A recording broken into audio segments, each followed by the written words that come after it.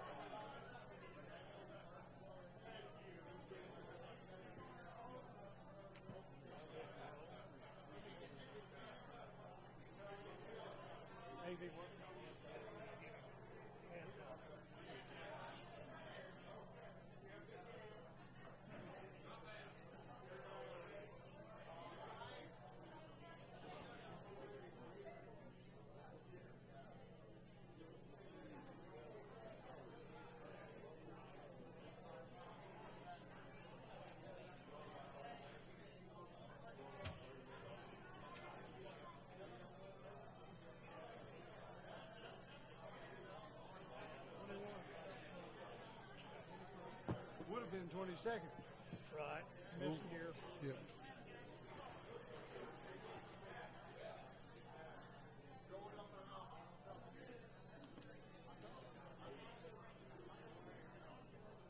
We got a bunch of them over there.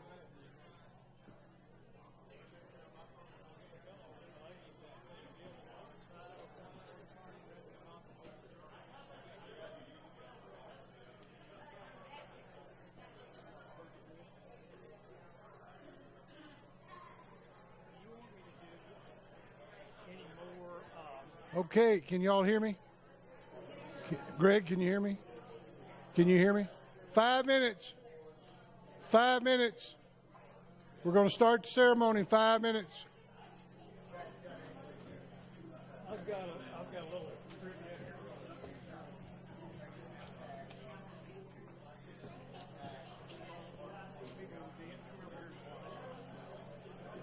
We're not hot, are we? Yeah, we are. Can't see it really very good. Here we go. Can't see it at all. Now you can.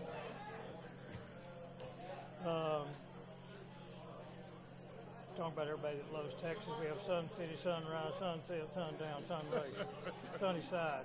Want something to eat? We got bacon, noodle, oatmeal, turkey, trout. That's pretty cool. Okay, I'm going to do that tonight. Okay. Because I'm going to talk about everything bigger and better in Texas. Okay.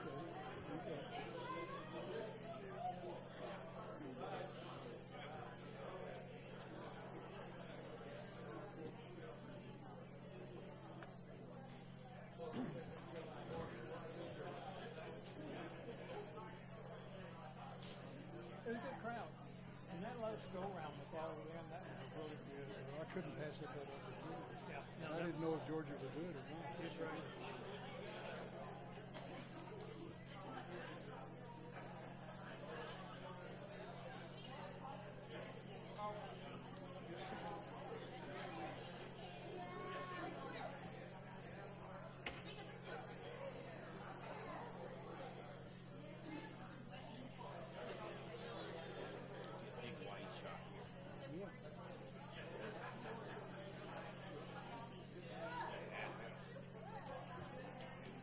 Probably dark.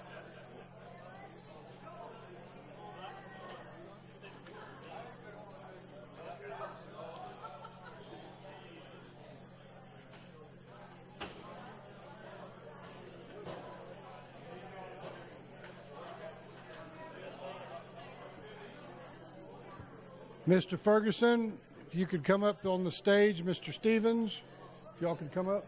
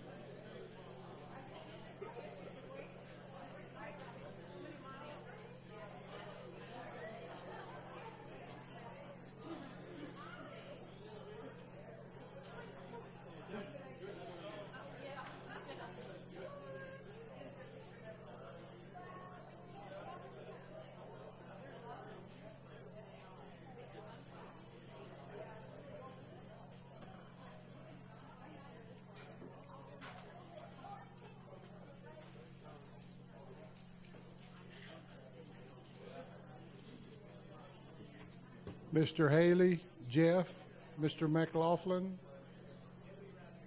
Okay. Understood.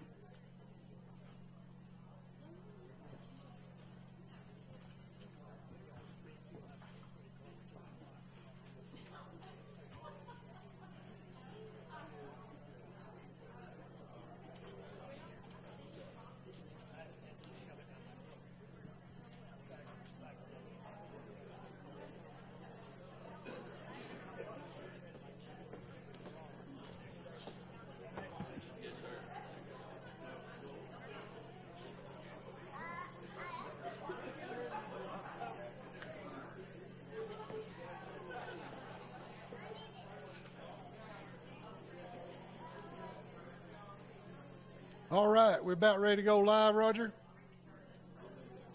We're live. Thank you, folks, for coming back to us.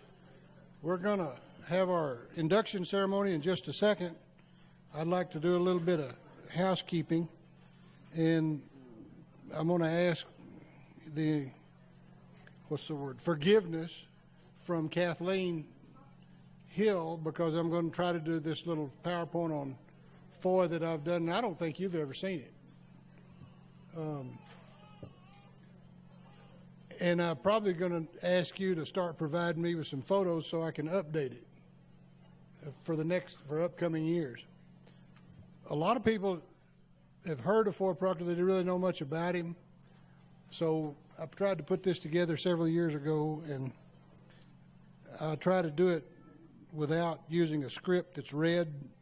I think he deserved more off-the-cuff remarks.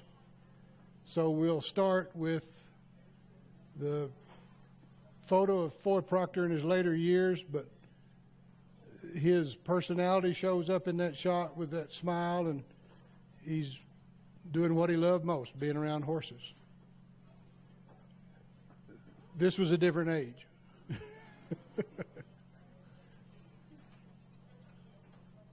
Can you see this, Kathleen? Okay. His parents were L.C. and Rita Proctor, and he had one brother, Leonard, who was older, I believe. I can't remember how many years older.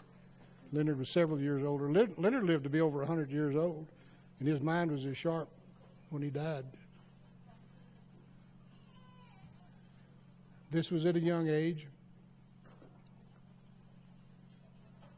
before he went off to the war, World War I.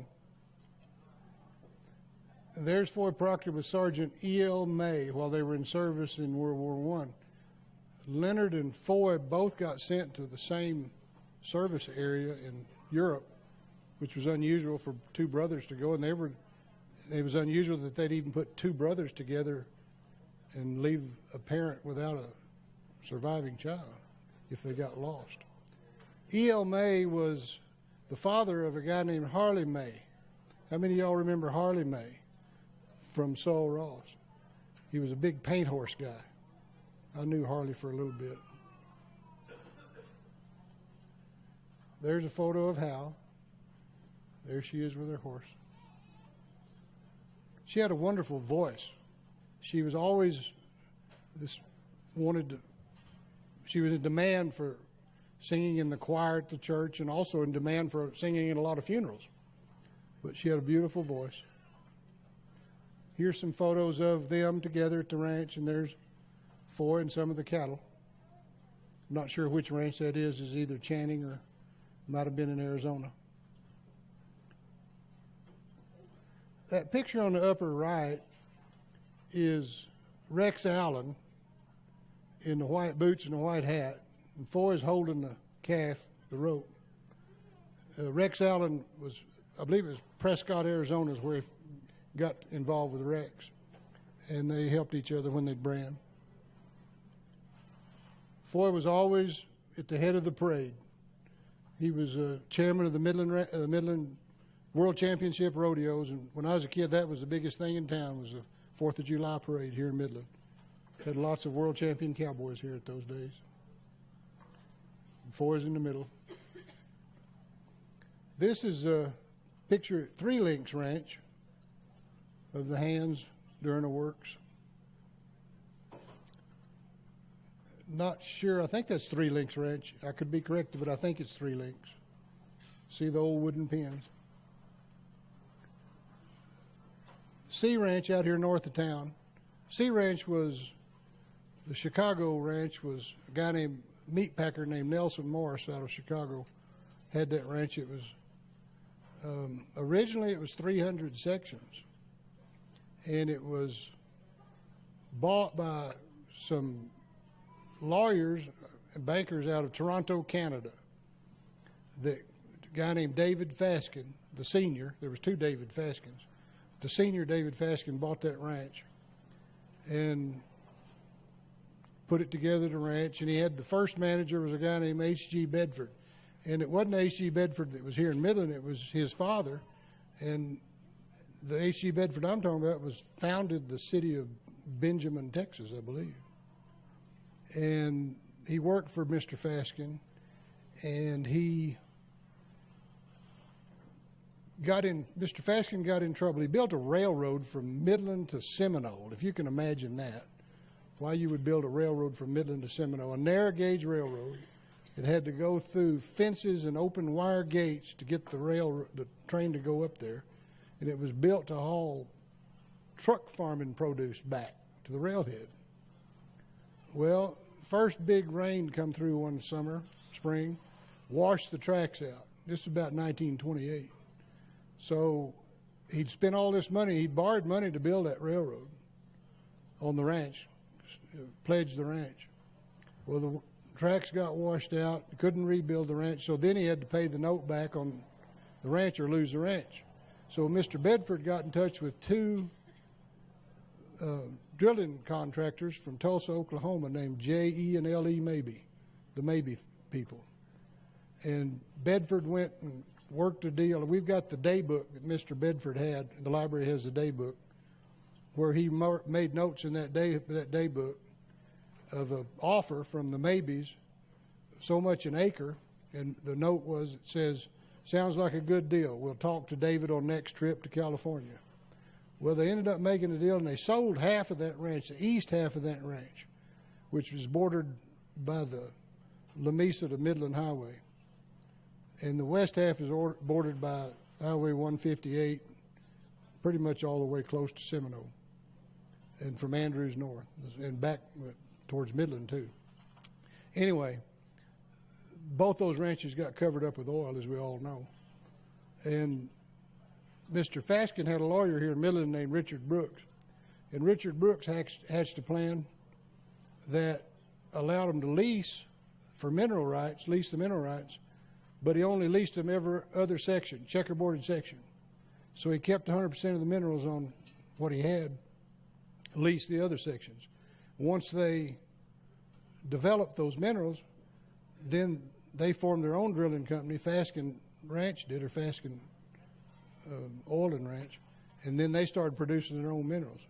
And today the Faskin family, that's not even an heir of any of the Faskins, that trust at Wells Fargo in California is worth over $1 billion. And the Mabee Foundation owns the east half of it, which is substantial. I'm not sure. I think they leased it checkerboarded too. But anyway, that foundation, the J.E. and L.E. Mabee Foundation, is worth over $1 billion today and getting bigger all the time. So it just shows you that what those early pioneers did with their surface, they turned into something quite substantial. But Mr. Proctor showed up after Mr. Bedford left, and he took and leased all of the Sea Ranch. And it was checkerboarded. Even the surface was checkerboarded, and some of it was deeded and some of it wasn't. Some of it was leased. But Mr. Faskin gave Mr. Proctor all the executive rights to lease the surface of all the Faskin Sea Ranch lands. So for many years, Mr. Proctor leased to a lot of local ranchers that, of course, it wasn't huge numbers of acres, but Mr. Proctor controlled pretty much all the Sea Ranch surface leasing. So he was quite a businessman as well as he was a rancher. And the story goes on one of his cattle buying years that he shipped I don't know, is it 20 some odd thousand head of steers that started loading them in Monahans and started loading them in all the way to Midland, all the way to Stanton. And by the time they got all the cars loaded and sent out, they were still loading in Monahans to get them down the track to Fort Worth. It was a huge operation. That man's word was his bond. Anytime he cut you a price on a cow or a set of calves, he didn't even have to call the bank and tell them what he was doing. They just honored the checks that he would write when he was buying cattle. It was a huge amount of money.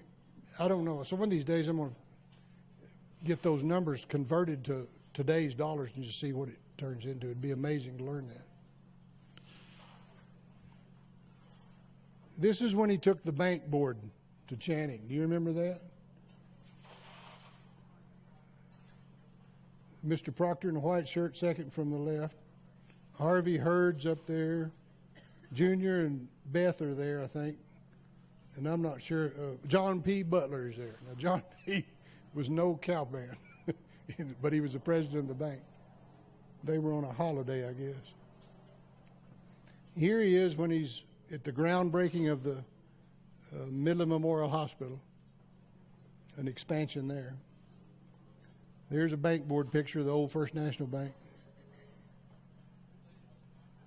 There's Junior, Beth's husband, and Kathleen's father there on the left with Mr. Proctor. And then on the right is Melvin Cotton, who had the Sea Ranch leased from Mr. Proctor. Those were his two main men. More pictures of Beth and Junior, and then his 80th birthday party, I think he had out at AmVets, where everybody came to town.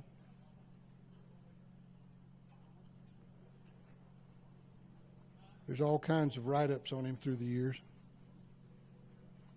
He tried some Brangus. Remember, I said the word tried. This was probably when he was in his latter years of his prime, I guess. There he is in his later years.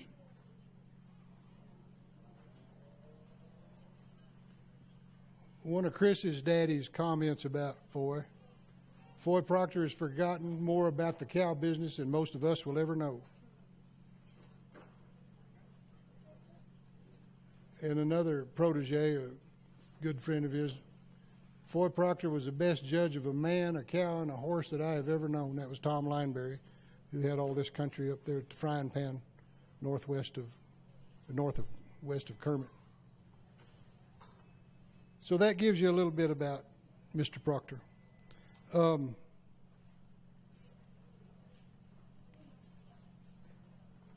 Anyway,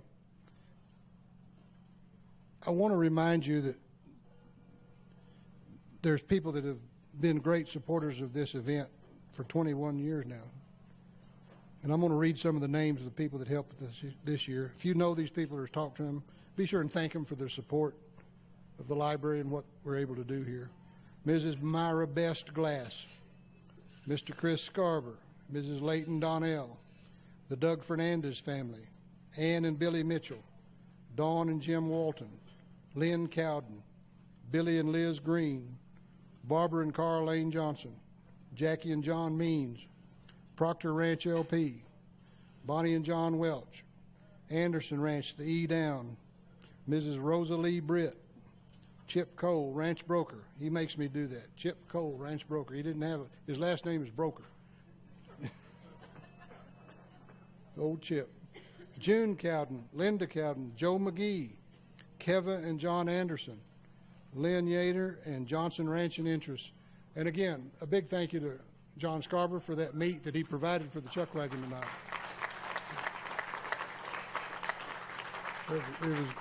It was wonderful. All right, I'm done talking. I'm going to turn this over to Terry. Thank you for being here again.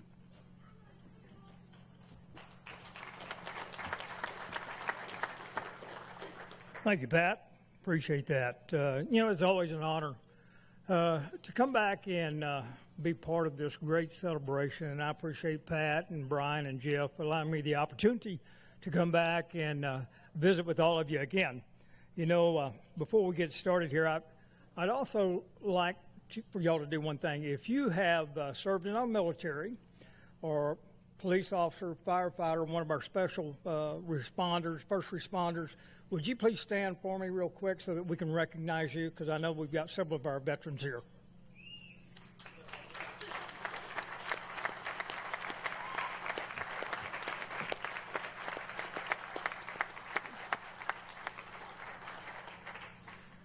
And on that very particular note, if you would all stand for me for just a moment as we pay tribute to our country and join me in the Pledge of Allegiance.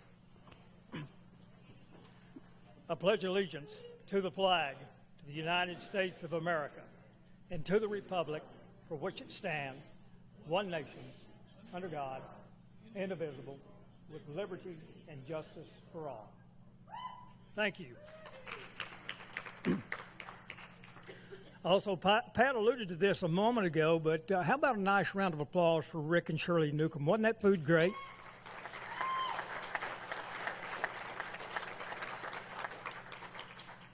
You know, growing up here in the great state of Texas, you don't really have to travel outside of our great state to see some wonderful things. And I came up with a little bit of trivia stuff for you, in case you don't know.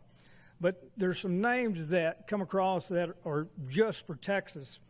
And you've got Pep, and you got Smiley, and you got Paradise, and you got Rainbow, and you got Sweet Home, and you got Comfort, and you got Friendship. Well, if you love the sun, you can go to Sun City, Sunrise, Sunset, Sundown, Sunray, or Sunny Side. You want something to eat? Well, you can go to Bacon, Noodle, Oatmeal, Turkey, Trout, Sugarland, Salty, Rice, Pearland, Orange, and to top it all off, Sweetwater, Texas. Why travel outside of the great state of Texas? You know, you can go to Detroit, you can go to Cleveland, you can go to Colorado City, Denver City, Klondike, Pittsburgh, Newark, Nevada, Memphis, Miami, Boston, Santa Fe, Tennessee Colony, Reno, Pasadena, and Columbus. You feel like traveling outside of the country? Well, you can go to Athens, Canadian, China, Dublin, Egypt, Ireland, Italy, Turkey, London, New London, Paris, or Palestine. So there's no need to go to Washington, D.C. because we have our own White House, Texas. Now, we even have a city named after our planet, and that's called Earth. So if you're cold, you can go to Blanket or Winters. If you like to read about history, well, you can go talk about Santa Ana or Goliad or the Alamo, Gun Barrel City, Robert Lee. You need office supplies, well, you can go to Staples, Texas. Feeling a little shy, you can go to Humble. You guess it, the state line, Tex line. For the kids, we've got Kermit and Elmo, Nemo, Tarzan, Winnie, and Sylvester.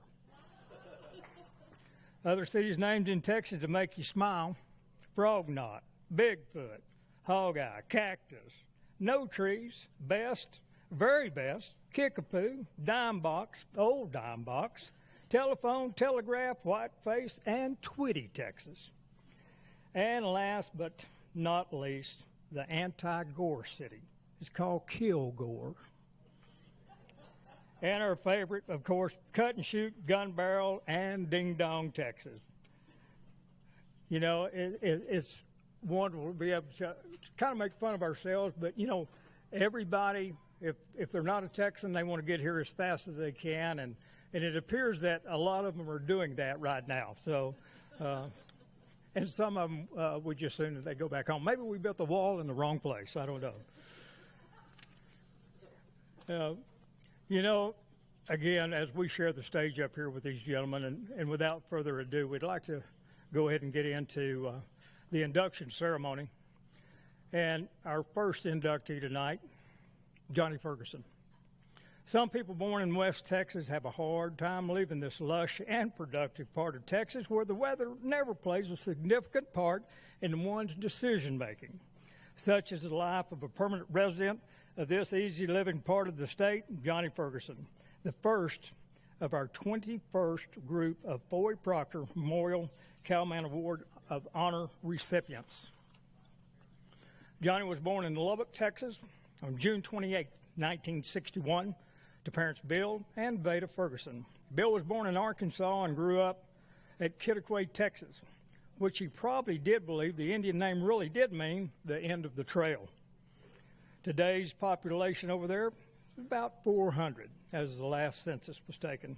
Johnny's mother was born in Tioga, Texas, and grew up on a ranch outside of Silverton, Texas.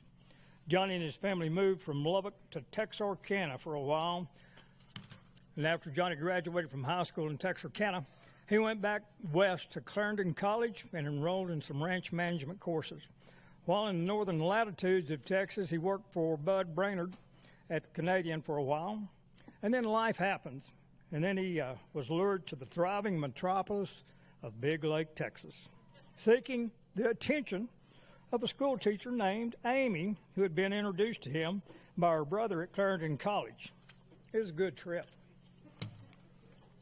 Life continued to happen, and they were married in June of 1986, and they have two twin boys, Josh and Jake. Johnny Day worked for a while on the Barnhart, Texas Murphy Estate Ranch with Tim Benny of the Tom and Alita Murphy Estate.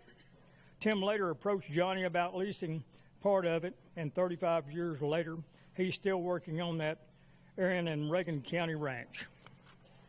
During that time period, he also took on ranching the Shannon Estate Ranch north of Big Lake, which he and partner John Morehouse operated over 80,000 acres of Shannon Estate Ranch, and altogether, they look after about 155,000 acres in Crockett County. Johnny recalls fond memories of his youth spending summers at his granddad's ranch.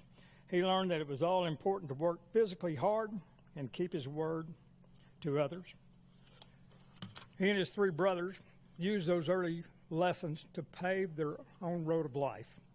Horses have always played a big part in Johnny's appreciation for the work of the ranching.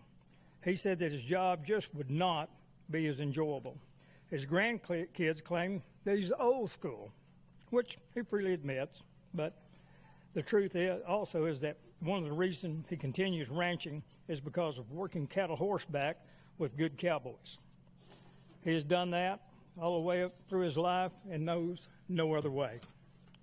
His horse, Little Bill, was his favorite. What he lacked in size, he made up with a big heart.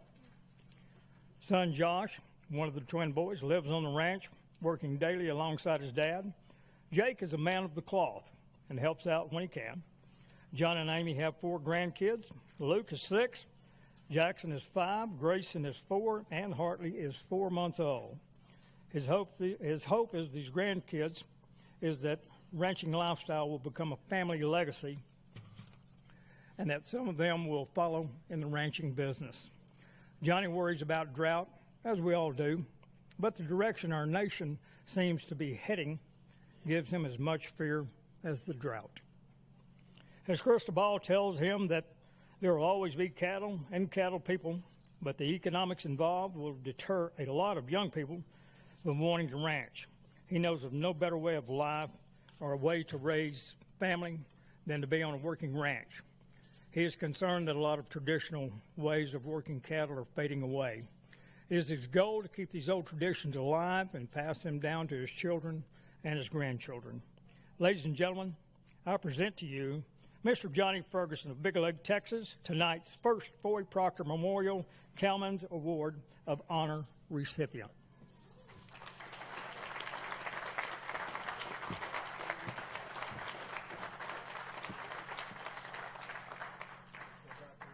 Mr. Ferguson, on behalf of the Board of Trustees of the Haley Memorial Library, I present you the Proctor Cowman's Award of Honor. Congratulations. Thank you.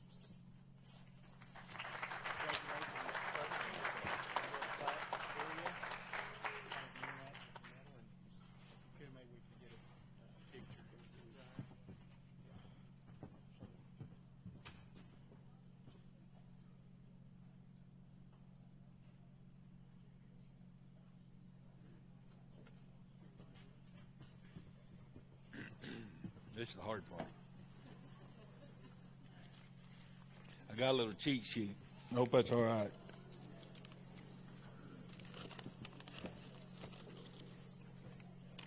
First of all, I'd like to say I'm a whole lot more comfortable talking to a bunch of cowboys on the backside of a pasture than I am here tonight. But I'm honored to be here tonight to receive the Foy Proctor Award, and I thank everybody. I've never wanted or been one to want to be in the spotlight. When I was told I was receiving this award, I didn't know exactly what to say. I thought to myself, what have I done to deserve such an honor? Then it made me think, I've been, excuse me, living a cowboy's dream. I came to Barnhart, Texas with a bedroll and a saddle, and now we operate several ranches and run quite a few cattle. Then I reflected on what's been my key to success. When I say success, I don't mean money or how many cows we run, but my greatest success is getting to live the kind of life that I wanted to live. It's been a cowboy's dream. I came to this conclusion that it boils down to relationships, whether it's my relationship with God,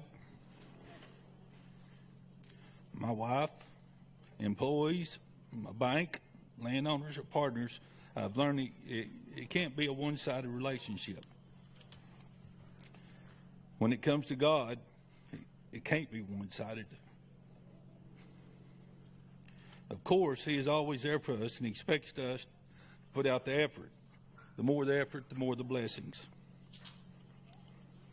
The relationship with my wife, Amy, is both give and take. If it all becomes about one person, it usually doesn't work out. I've been blessed with a good wife for 35 years. I've also been blessed with another family, Waylon and Margaret Jones, Amy's parents. They've always encouraged me to live out my life's dream.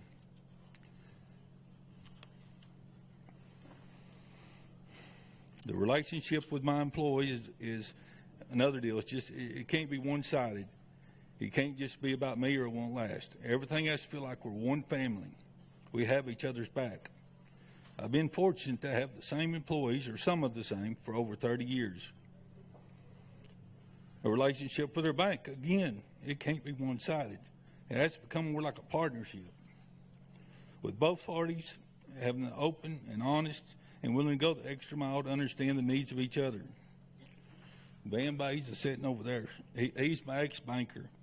He's retired now, but he's always been one that had my back, and he's become a good friend and supporter of our ranching operation.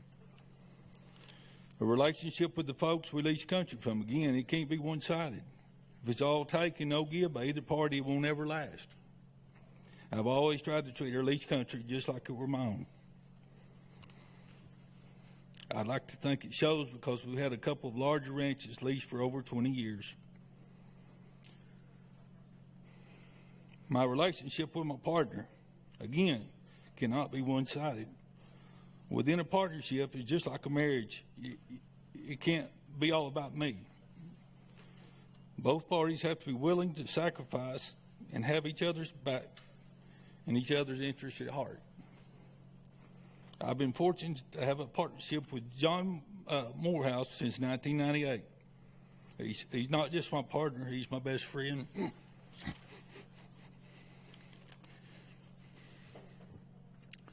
Tom Morehouse is another partner I've had for several partnerships with over the years. We've traveled many a mile together, shared some fun times together.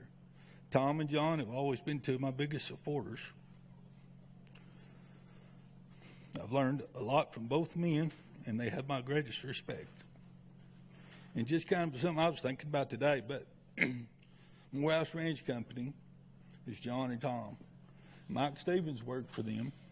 I've worked for them. Joe Leathers manages 4-6 Ranch, works for them, or had worked for them. And John Bubba Smith runs Stung River Ranch. But in saying all that, they've had a way of picking the best out of men. So I just want to congratulate them on that.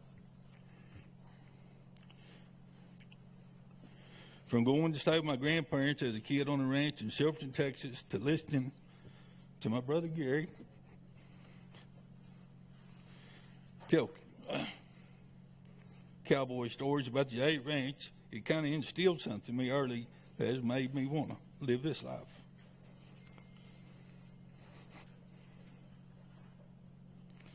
I've been fortunate to live in the same area for 35 years, but I've been able to cowboy and ranch from Sonora, Mexico to Casper, Wyoming.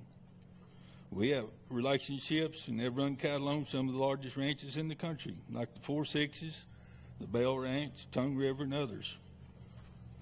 Although I've lived in the same area for the most of my adult life, I've gotten to experience a lot of different things and work with a lot of good cowboys, and that's truly been a blessing.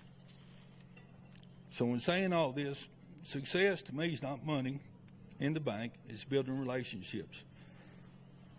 My dreams have always been that my sons, Josh and Jake, get to experience some of the things I've gotten to experience. It requires a lot of self-discipline, sacrifice, and hard work, but it's possible in doing. I think that Mr. Proctor and I would have gotten along very well. I believe we both have the same vision. This will probably sum up my career the best, but as John Morehouse has said, whether I die rich or poor will most likely depend on what the cow market is doing on that day. Thank y'all.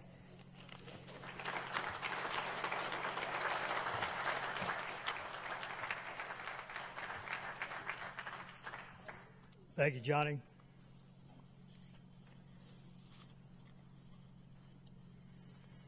"30 miles west of Snyder, Texas, was the childhood home of our next recipient, Mike Stevens.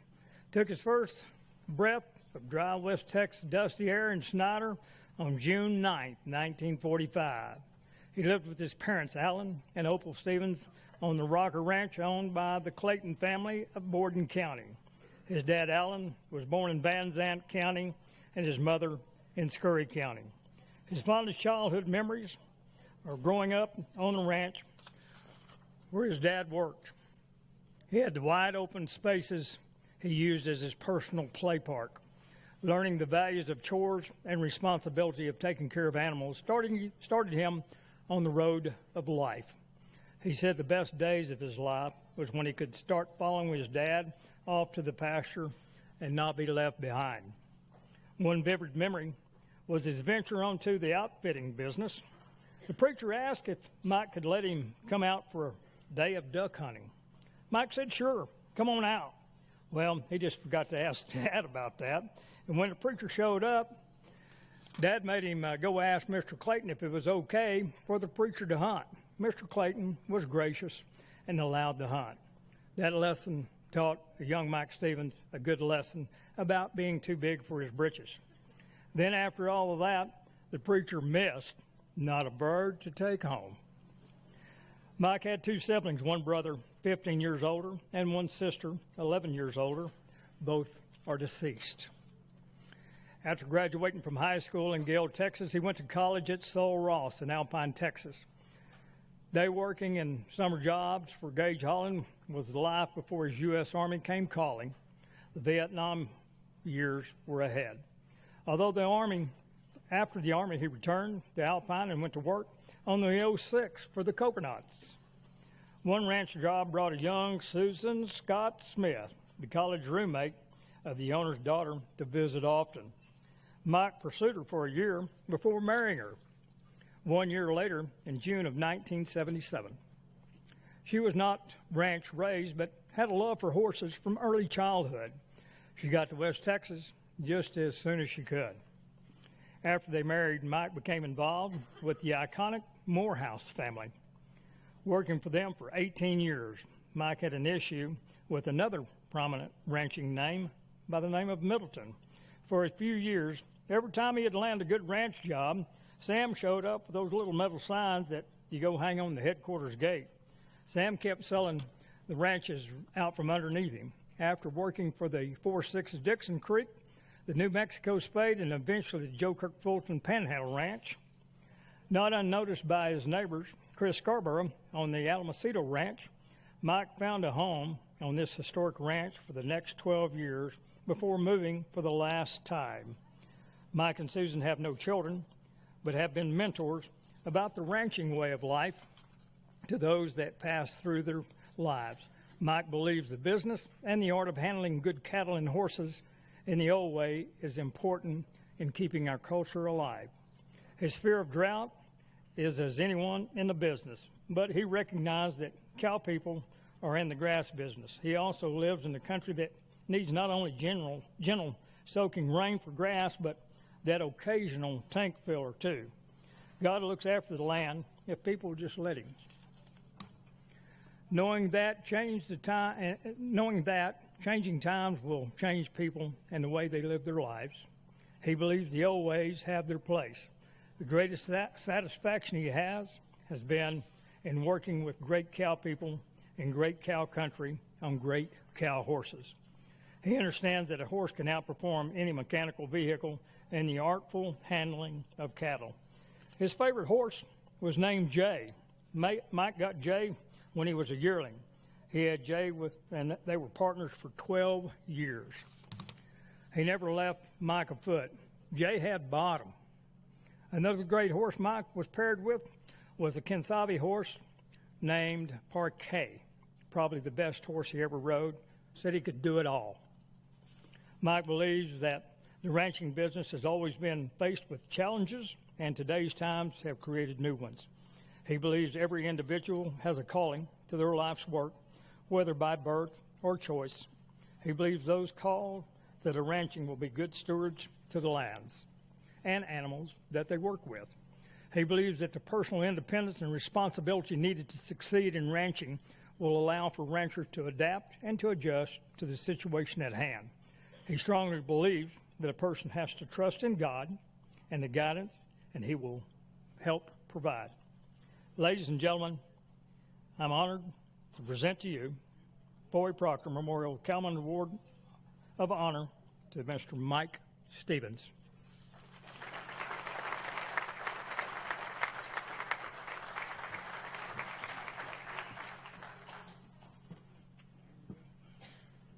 Mr. Stevens, on behalf of the Board of Trustees of the Hattie Memorial Library, I present you the Floyd Proctor Cowman's Award of Honor. Congratulations.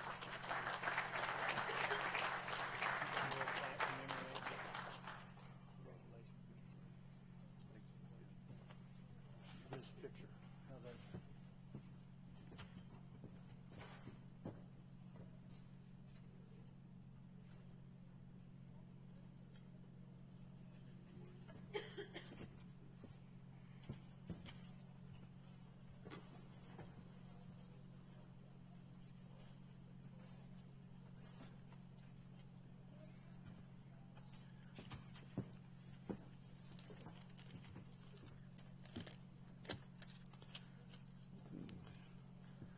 Well, I said this many times over the last several days, but this is a great honor, and to receive this award. I didn't know Mr. Proctor. I've known of him all my life, and what a cowman he was, what an operator, what a kind and generous man he was, and it's a real privilege to be here, and doubly so to be up here with a man like this. My dad was 50 years old when I was born, so he was born in 1895. And in Van Zandt County, I understand that's, as far as I know, I've never been there. But they left there when my dad was 12 years old, and moved across the country in a wagon and their destination was New Mexico. But on the way, they stopped and spent the night at the foot of Gale Mountain there. If any of you have been over there, it's an old mesa that sits out there by itself, and the little town's right down there below it. And he said then there wasn't a mesquite tree anywhere inside. The creeks were, there'd be some hackberry trees and things along the creeks, and a lot of them were running. then Bull Creek was running, and several more, and it was quite a stark difference from the way it was when I was growing up. So he didn't stay out there long. He was 12, and he was back in that part of the country when he was 16. Moved back to his brother, older brother, was back at the Fuller Ranch north of Snyder, and he came there. And I'm not sure what all he did over the next several years before he worked in that country his whole life, really, in that Scurry County, Garza, Borden, in there. And it was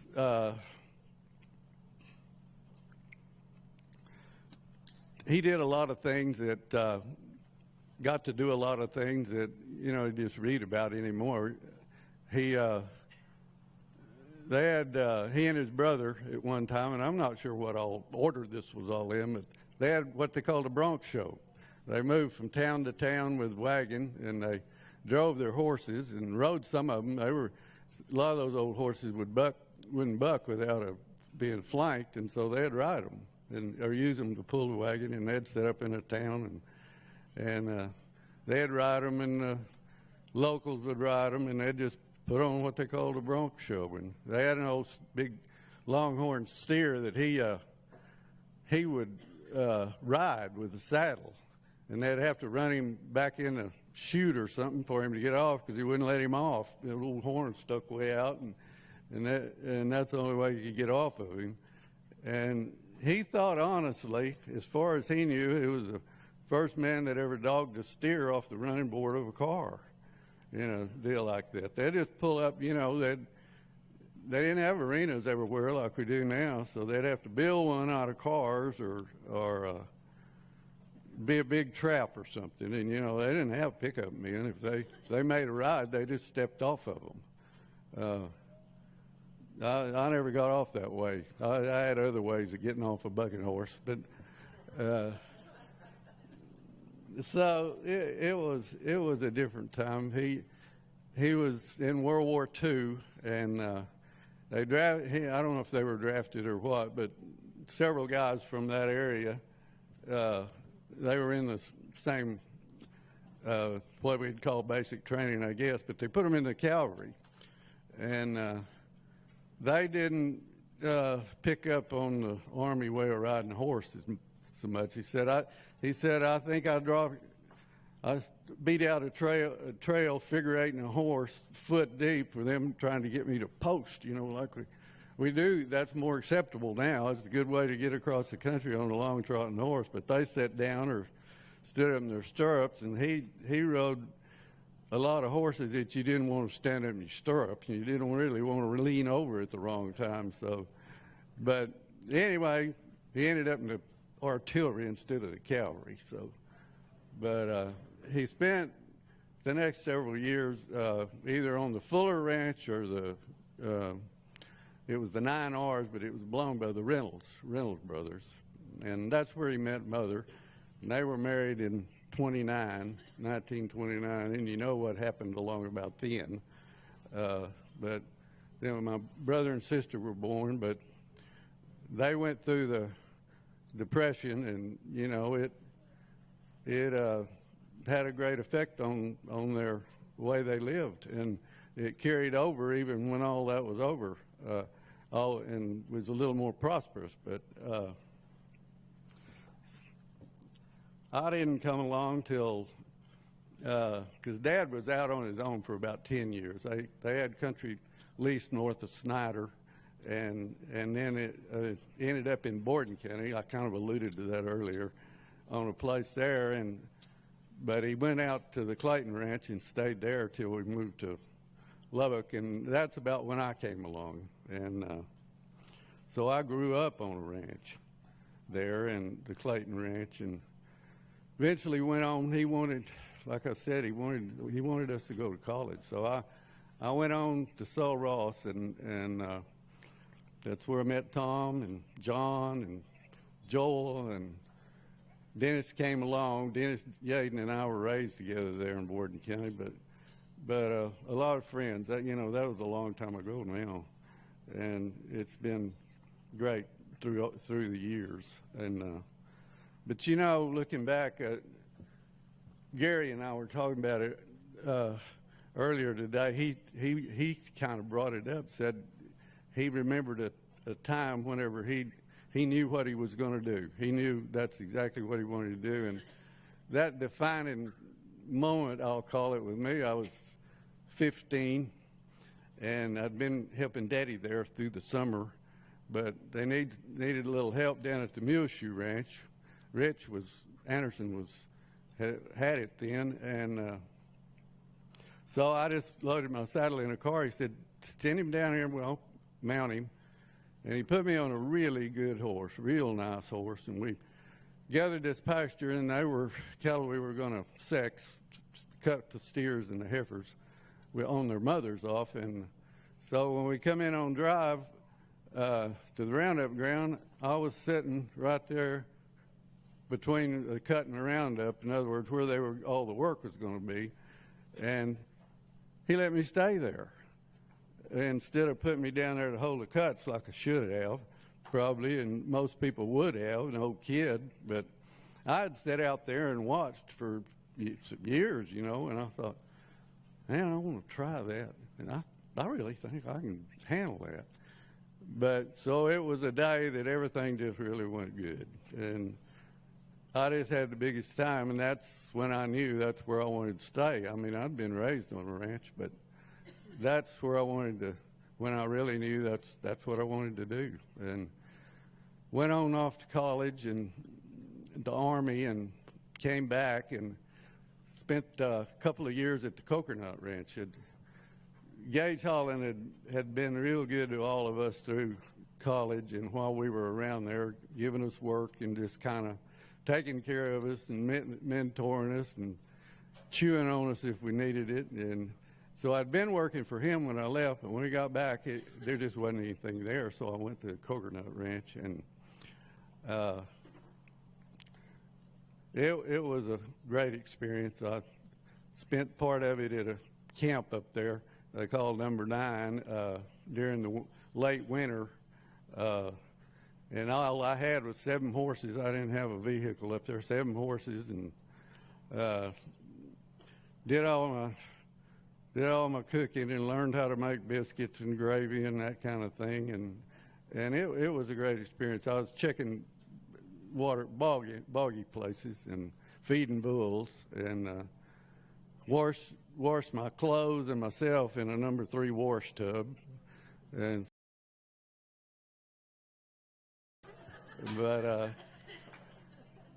you know, that long after that, another great defining part of my life came in form of Susan. I was back up in Borden County then, working on a ranch that the daughter of the owners and they were roommates, and Susan came out there a lot. And the very first date we had just like to have been the last. We were at a dance, and she stayed gone a little long. An old boyfriend cornered her, and she couldn't get away from him. When she got back, I said, I don't know how you're getting home, but it is not with me. But we got through that and got over that. And she had raised in Houston, but she'd had a horse ever since. She just loved horses since she was small, and had had a horse a long time. And so she got down to West Texas as soon as she could, all right. And we were going back to Houston one time, driving along, and we were you could see the tall buildings, but it was still out in the country, and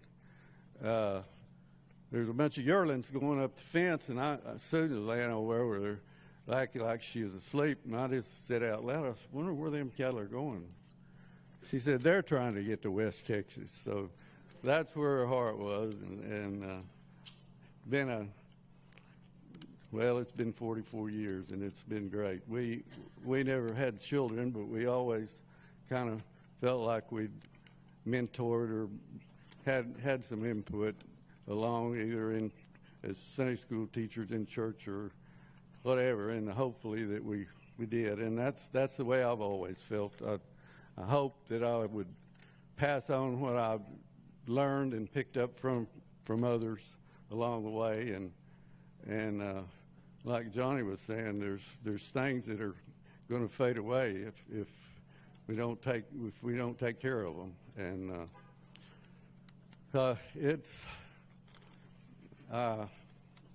it's been a great experience. Worked around a lot of good men and women. The first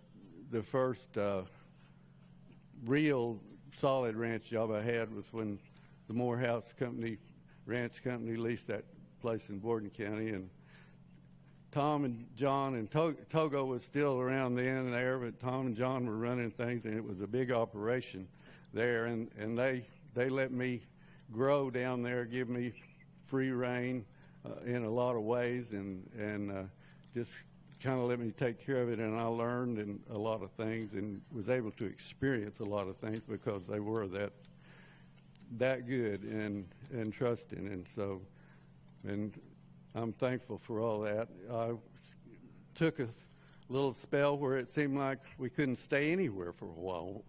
Once we were there with the Morehouse Ranch Company for 18 years, and then all of a sudden every time we'd get settled somewhere, we'd be moving, and the majority of the time it was a sale of the ranch.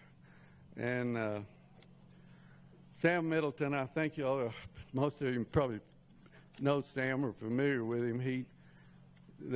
Somebody would want to sell the ranch, and he'd find somebody to buy it, and then I'd have to move on, or we would. It wasn't a place we could stay, and so it finally came to the point where I wanted to tell Sam, I'd be glad to see you if you come to see me, but don't leave any of them signs laying around when you leave.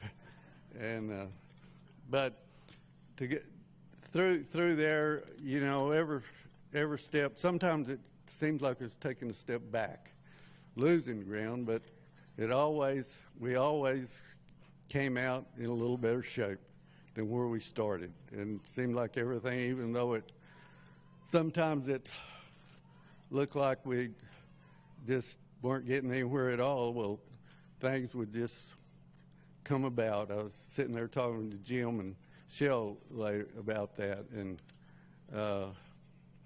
well, all things work to the good, I believe, to those who love God and are called according to his purpose. And I believe that we're all called into whatever we do, and ranching has a call on it, I believe. And you know, our country, like we say, our country has problems now, but if we trust God and do what we can do, and he'll do what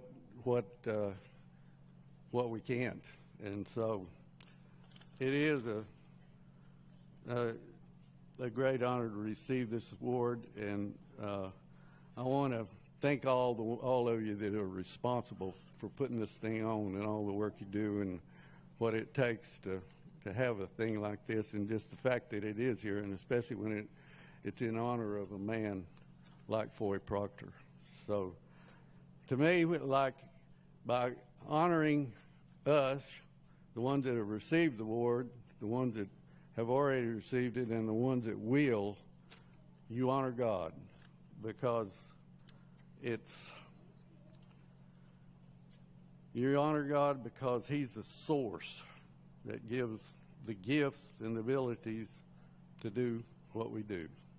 Thank you.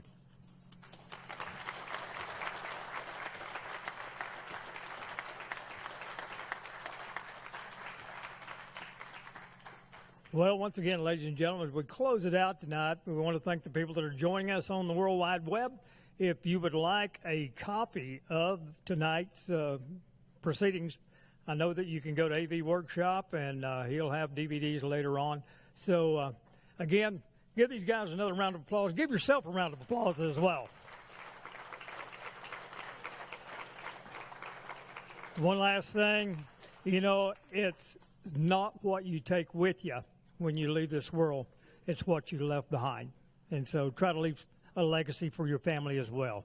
I'm Terry Jordan. On behalf of the Haley Library and History Center and the Floyd Proctor Cowman's Award, I'll say good night to everyone.